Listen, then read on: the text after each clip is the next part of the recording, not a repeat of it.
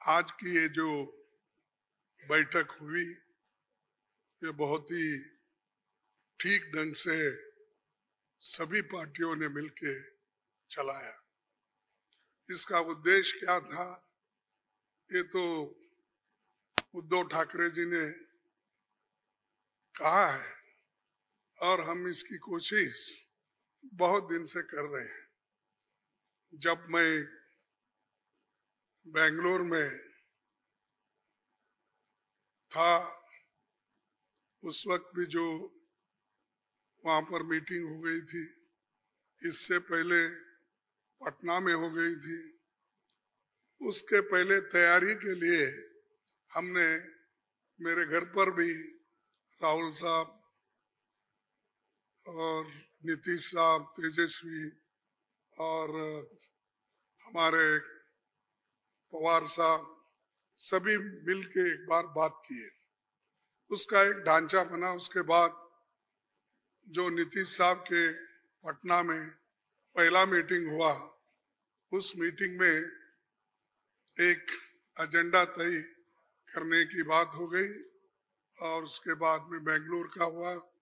अब यहाँ पर मुंबई में आज सभी लोग मिलके अपनी बात को रखे और खास करके सभी को एक ही, सबका उद्देश्य एक ही है कि महंगाई को कैसा कम करे, इसके लिए कैसा लड़े, अनएम्प्लॉयमेंट के लिए कैसा हम लड़े।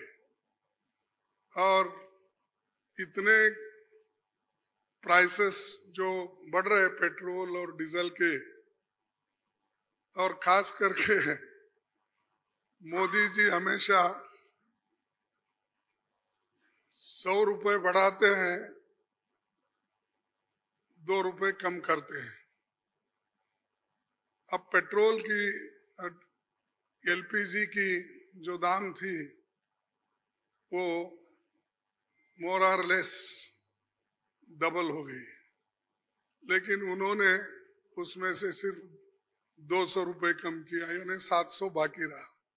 यानी पहला जो 55 रुपए में एक सिलेंडर मिलता था उसको उन्होंने अभी भी 70 रुपए में ही 70-75 में रखा, यानी कोई कम नहीं हुआ।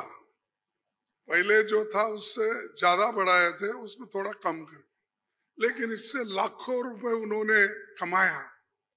ये तो गरीबों से चोरी कर दिए और गरीबों के जो काटे और लोगों को दिखाने के लिए 100-200 रुपए कम करना और कहना कि मैं गरीबों के लिए काम कर रहा हूं। मोदी साहब गरीबों के लिए कभी भी काम नहीं करेंगे, ये यकीन मैं दिलाता हूं, क्योंकि उनकी हमेशा यही रणनीति रही है कि गरीबों के खिलाफ काम करते हैं। बड़े बड़े उद्योगपति के साथ वो मिलजुल के चलते हैं।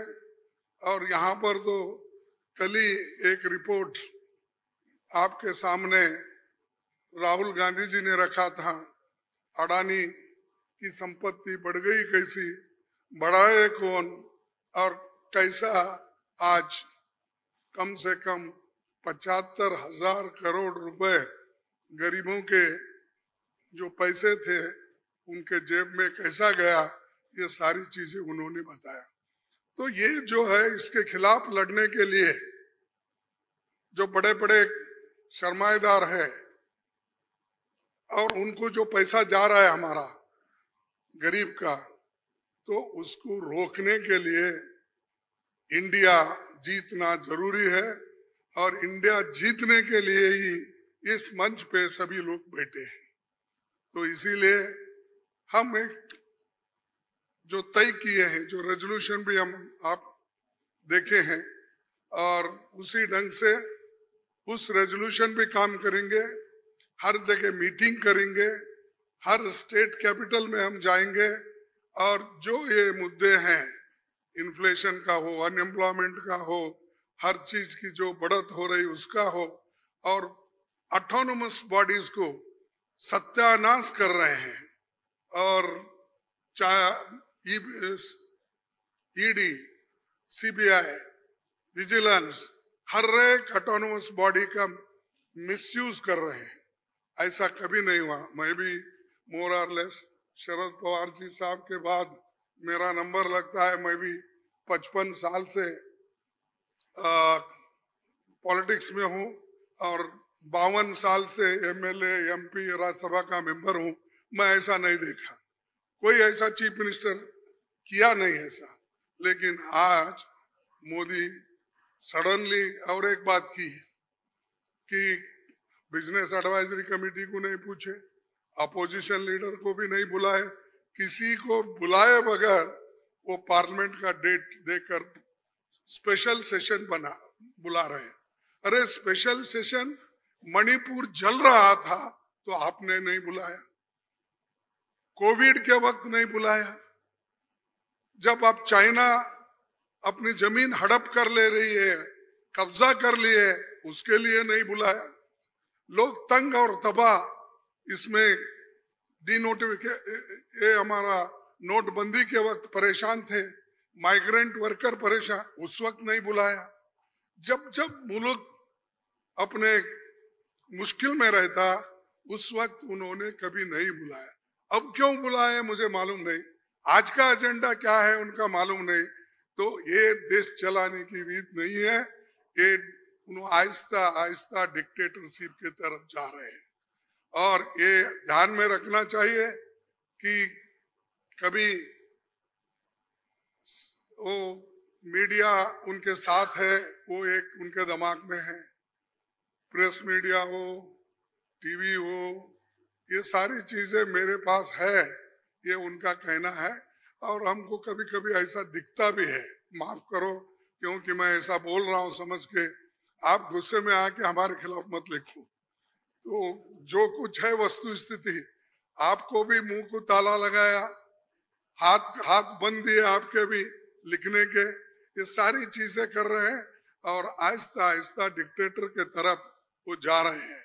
तो हम इसके खिलाफ लड़ने के लिए, उनके विचारधारा के खिलाफ लड़ने के लिए, उनके जो कुछ भी ये करप्शन, बड़े करप्शन, उनके जो इंस्टीट्यूशनल करप्शन होते हैं, ऐसा छोटा मोटा करप्शन वो नहीं करते, लोगों को नहीं दिखना वो पूरा।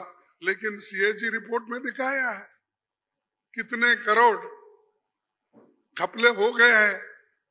तो उनका करप्शन इनविजिबल है और वो हमेशा अपनी बात ये कहते हैं कि मैं किसी को न खाऊंगा न किसी को खाने दूंगा।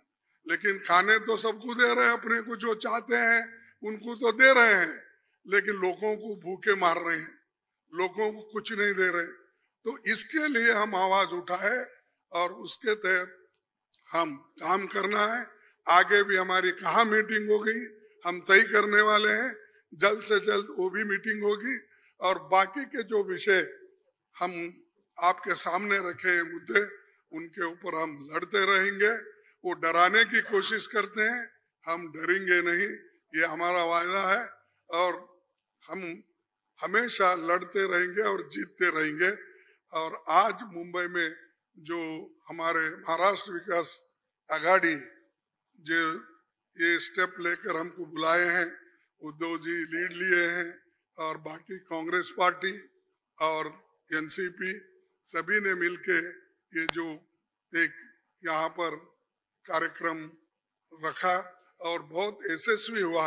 इसलिए मैं उन महाराष्ट्र विकास आघाड़ी के सभी नेताओं को धन्यवाद देता हूँ और आप सभी को भी मैं धन्यवाद देता हूँ, क्योंकि आगे की और भी मीटिंग्स है, वो डेट टाइम सभी बताएंगे और कहाँ मीटिंग हमारी होगी, बहुत से 5-6 जगह पब्लिक मीटिंग होगी, वो भी हम आपको बताएंगे और काम करते रहेंगे और मजबूती के साथ काम करते रहेंगे। इसको ढीला करने की कोशिश मोदी जी कितना भी कोशिश करे, हम वो डरने वाले नहीं है। इसीलिए मैं इतना ही कहूँगा कि उन्होंने तो हमेशा मोदी जी झूठ बोलते ही रहते हैं, लेकिन लोग उनको सच समझते हैं। लेकिन अभी भी मराठी में एक कहावत है, खोटा बोला पण रेटून बोला, तो ऐसा उनका है। इसीलिए सब झूठ बोलते जाते हैं, लोगों में भ्रम डालते हैं, तो वो सबको हमको एक्सपोज करना है, हम करते रहेंगे। धन्यवाद।